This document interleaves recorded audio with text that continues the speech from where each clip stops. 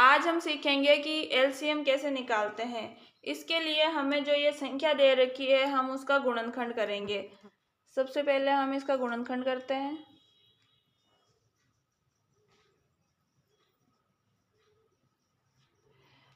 जब हम गुणनखंड करते हैं तो इनके अंदर अभाज्य संख्या का ही भाग दे सकते हैं, इसके अलावा किसी और का भाग नहीं दे सकते। तो हमें पता होना चाहिए कि अभाज्य संख्याएं कौन कौन सी है। अभाज्य संख्याएं वे होती है जिनके अंदर एक तो स्वयं का भाग जाता है और एक सिर्फ एक का भाग जाता है। तो वो संख्याएं हैं जैसे 2, 3, 5, 7, 11, 13 ऐसे चलती जाती है। इन संख्याओं के अंदर सिर्फ स्वयं का भाग जाता है, किसी और संख्या से ये विभाजित नहीं होती। तो हम इसके अंदर भाग देंगे 2 का। 2 चौका 8, 9 का 9।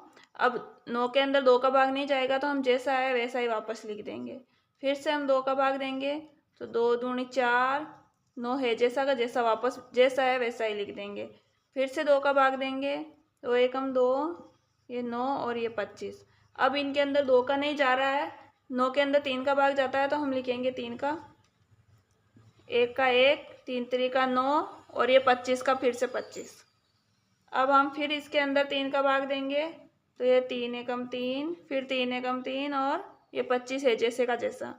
अब यह 5 इकाई का अंक जब 5 आ जाता है, 0 और 5 आता है तो उसके अंदर 5 का भाग जाता है। तो हम यहाँ 5 का भाग लगाएंगे, 1 का 1, ये फिर 1 का 1 और 25 में 5 का भाग देंगे तो आ जाएगा 5।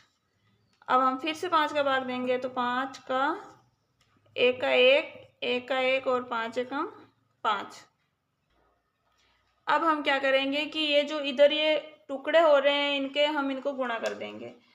तो हम यहाँ लिखेंगे 2 गुणा 2 गुणा 2 गुणा 3 गुणा 3 गुणा 5 गुणा 5। अब हम इन सारी संख्याओं को गुणा करेंगे और जब हम इनको गुणा करेंगे तो हमारा आंसर आएगा 1800। यह हो गया हमारा एलसीएम।